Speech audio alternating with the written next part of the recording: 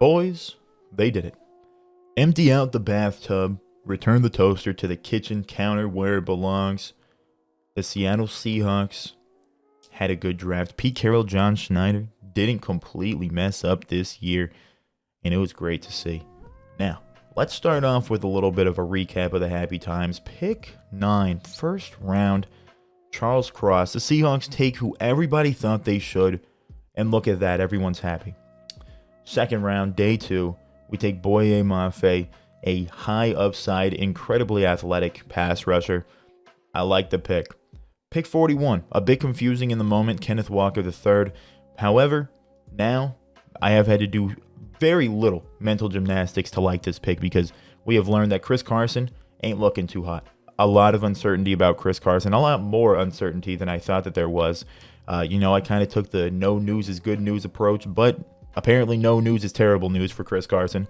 Rashad Penny, of course, we all know he's had an injury history as well. He's only on roster for 1 year too. So Kenneth Walker, this pick makes a whole lot of sense when it comes to the future for the Seattle Seahawks.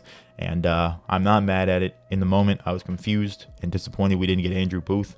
But both of those things have been rectified.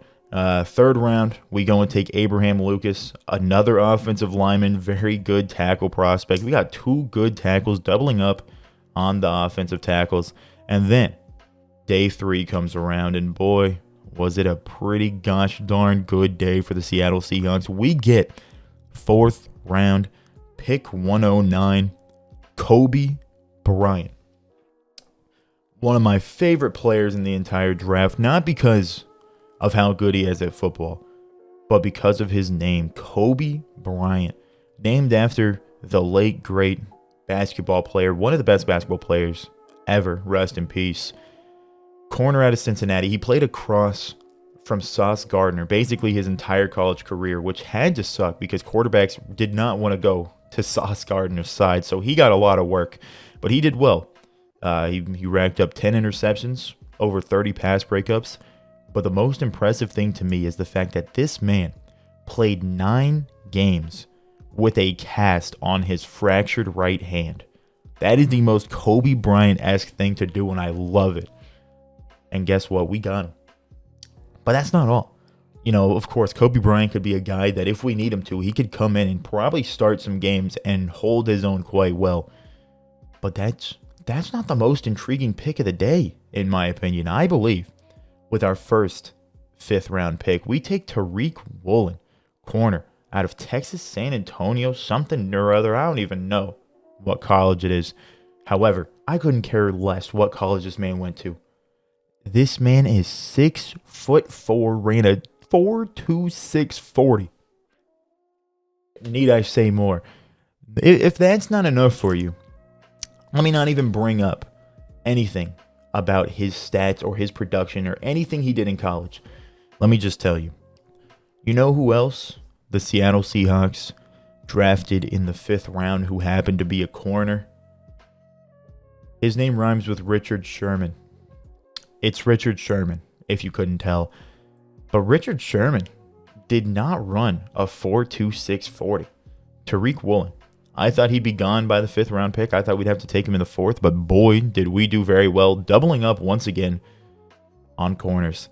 Offensive tackle doubled up, corners doubled up, and then with a 3rd double up of the night, the Seattle Seahawks, of course, traded back, had to do it at least once, and we take Tyreke Smith, another edge rusher. Really like this pick. This is similar to the Boye Mafe pick, but, of course, a little bit worse version because it is 3 rounds later. Tyreke Smith, he's got athleticism, he's got upside, but the big problem for him is definitely his fundamentals and basically just everything other than athleticism. Apparently he doesn't really go in there with a plan to rush the passer. He's just kind of like, hey, let me get here, and it doesn't work too well sometimes, but high upside, because of his incredible athleticism, good size. I like the pick. And then, 7th rounders, you don't really expect too much out of here, but we get Beau Melton with our first 7th round pick. I mean, 4.34 40, 38-inch vertical jump. I mean, a very solid pick. I'm pretty sure Beau Melton was a guy that was supposed to go like 5th round, 6th round, but he fell to 7. I mean, he's not crazy with the size. I mean, he did good, not last year, but the year before. But for the 7th round, this could be a guy on special teams that could progress into a good receiver. Interesting prospect nonetheless. I mean, you don't really expect too much out of a 7th round pick, but Bo Melton could have been a lot worse. And for some ungodly reason, I was a bit confused. But, obviously, I'm not against it. It's a 7th round pick. We double up on wide receiver. The 4th position that we want to double up on in this draft. And we get an interesting guy. Tariq Young. I am definitely saying that wrong. But this guy, really intriguing. He's 6'2", 6'3", something like that. 6'2", 220, it says. I think he ran like a 4.45 40, I think I saw somewhere. But from what I've heard, this man is a baby Deebo Samuel. He played a little bit of running back. He played a little bit of wide receiver. Let me not get too ahead of myself, but if this man can continue to grow, there's a good chance that maybe he turns into a fun little running threat for us. But this is just one of those picks. It's the 7th round. This is probably a guy the Seahawks wanted to get as a UDFA, but instead of waiting for the UDFA market, they just decided, hey, we got an extra 7th round pick out of nowhere for trading down like 10 spots in the 5th round. Let's take him. And they took him. And he's interesting. I don't know how much is going to come out of this because, of course, it's a 7th round pick, but an intriguing guy nonetheless. I enjoyed this draft. That was, of course, the end of the draft for us. Like, no bad picks there. I guess the only way that you could consider a bad pick would be taking 2 receivers in the 7th round when we didn't necessarily need a receiver. But can you really can you really say that a 7th round pick is a bad pick? I mean, we didn't miss this draft. And I'm very happy about that. For the first time in what feels like forever, Pete Carroll, John Schneider made good picks. And it's great. So, before we talk about everything in totality, let's look at the UDFA market. I think this is telling, not because I know anything about any of these players, but it's telling because of what the Seattle Seahawks are focusing on bringing in. So let's just scroll down here. We got Levi Lewis, quarterback. Apparently he's a lefty. That's fun. Nebraska safety, Deontay Williams. We also got a DN, Josh. I'm not even going to try to say that last name. I'm not even going to try to say that college either. We got a Georgia State guard, Shamarius Gilmore. I mean, let's go. We got Joey Blunt, safety. We got wide receiver John Mitchell. Cool. Yeah, we got Bubba Bolden. I've heard safety Bubba Bolden is very good. I heard he was one of those guys that was supposed to be like a 5th rounder, but fell because of some reason, maybe injury, maybe something else. He's athletic, and that's good. Safety. If you haven't been able to tell, we keep on taking safeties. Wide receiver, once again, wide receivers are big guys to be taken in the UDFA market because of, obviously special teams, gunners, stuff like that. And then corner, Joshua Valentine Turner. I like that name a lot. Linebacker, Vi Jones. I've heard people saying some good things about him. And then a couple mini camp invites. We got Caleb Ellaby. I think this is the dude that threw like 47 touchdowns, but like he played against no competition whatsoever. I think that's the guy. Yet another safety. And then punter, Brace Porter. But if you couldn't tell here, a severe lack of linebackers and but an abundance of safeties. Some people are thinking, maybe the Seahawks, they believe in Cody Barton. I said that wrong. I was thinking about the NBA. Maybe we believe in Cody Barton to go out there, be alongside Jordan Brooks and do well at the linebacker spot. Or maybe we're going to be moving into the, maybe less physical linebackers, but more speed cover guys with some of the safeties.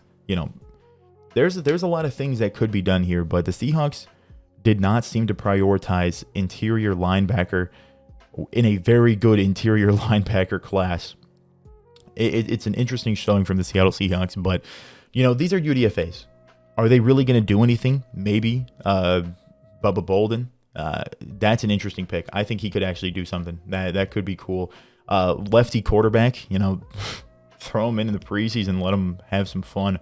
But of course, it's UDFAs. You don't really expect too much. But in totality, this year's NFL draft, it's happy times.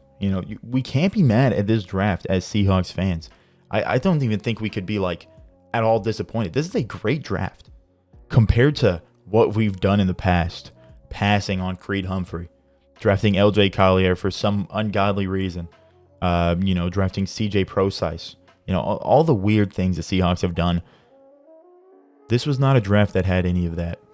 The Seattle Seahawks came in with goals, and you can tell what those goals were. We came in with the goal to shore up the offensive line. 2 tackles, there we go. We did that. We came in to get some edge help. Incredibly athletic, high upside guys on the edge, 2 of them. We did that. We came in, we didn't know at the time, but Pete Carroll and John Schneider knew Chris Carson, his situation, not looking too hot. So guess what we're going to do? We're going to go take a running back, one of the best running backs in the class, potentially a Rookie of the Year candidate if he gets used a lot, Kenneth Walker III. And then we go and get possibly the 2 most intriguing picks in the entire draft, Kobe Bryant out of Cincinnati and Tariq Woolen, out 6'4", 4'2", guy. You don't even need to think about anything else. Kobe Bryant's name is Kobe Bryant. Tariq Woolen ran a 4.26 and he's 6'4". Who cares about everything else? And then we got Bo Melton, interesting wide receiver guy, and then 7th round pick Tariq Young. I still can guarantee you I'm saying that wrong, but another interesting guy. There were no bad picks this year, and that's awesome. I am incredibly happy with how the Seahawks did this year, and I mean, what more can I say? The Seahawks did good. It's surprising. Day 3 domination once again. The Seattle Seahawks double up on fantastic corner prospects. I mean, my God, I'm happy with this year's draft. If I'm going to grade this year's draft, I think the Seahawks get an A. We filled positions of need well. Offensive tackle, edge, corner, all filled very well, surprisingly. And especially since we got 2 corners in day 3 that are very solid options, or prospects at least, I am happy with the Kenneth Walker pick now. Because Andrew Booth, I really liked him. I really did. But we got Kobe Bryant, so who cares, Kobe Bryant's awesome. The only thing that could have made this better if in the 7th round, we could have gotten guard Chris Paul. Imagine we drafted Chris Paul and Kobe Bryant, united them like they never could in the NBA because the commissioner of the NBA would not allow the trade to go through for Chris Paul to go to the Lakers. Some interesting NBA history trivia there. I think that would have been funny. But, of course, I mean, do we really need a guard? We have Gabe Jackson and Damian Lewis. I mean, it wouldn't really make sense. I just thought it'd be a fun pick. But happy with his draft. There's nothing more to say. Yeah, happy times. The Seattle Seahawks, Pete Carroll, John Schneider, after trading Russell Wilson, we had to come in and completely nail this draft. We had to 100% do everything right for this draft. And boy, did we do that. I'm very proud of Pete and John. They pulled their diapers up. They tinkled a little bit with our second round pick, but other than that, I mean, no piss on the floor. Good for them. I'm really happy with Pete and John right now. This makes the Russell Wilson trade more bearable. Russell Wilson, we got what we could out of him. He was going to leave apparently after his contract was up anyway. We got good value out of him. Led to getting Charles Cross, probably a franchise offensive tackle for us. And, next year we have 2 firsts, 2 seconds. We can get maybe a quarterback. Maybe Drew Lock is just the greatest quarterback to ever live now that he's on a team where he has very low expectations and a lot of talent around him. I would not be surprised if he plays a lot better than people expect him to. But I'm excited for this season. I'm excited to potentially suck. It's very weird, but I'm looking forward to sucking nuts this season so that we can draft again next year and hopefully do well once again with a ton of draft picks. I had a great day. I had a great last 3 days as a Seattle Seahawks fan, and when it's draft time, there are very few times where you expect to have 3 great days as a Seahawks fan, and boy, did we have some good days. But that's going to do it for this video. Let me know down below in the comments what you think about the players taken day 3, Kobe Bryant, Tariq Woolen, Tyreke Smith, Beau Melton, whatever the last guy is, and also what you thought of the totality of the draft. I thought this was a great draft for us, but like I said, let me know down below in the comments what you think. Leave a like if you enjoyed. Subscribe if you're new. And with that, I'd like to thank you for watching. Have a great day.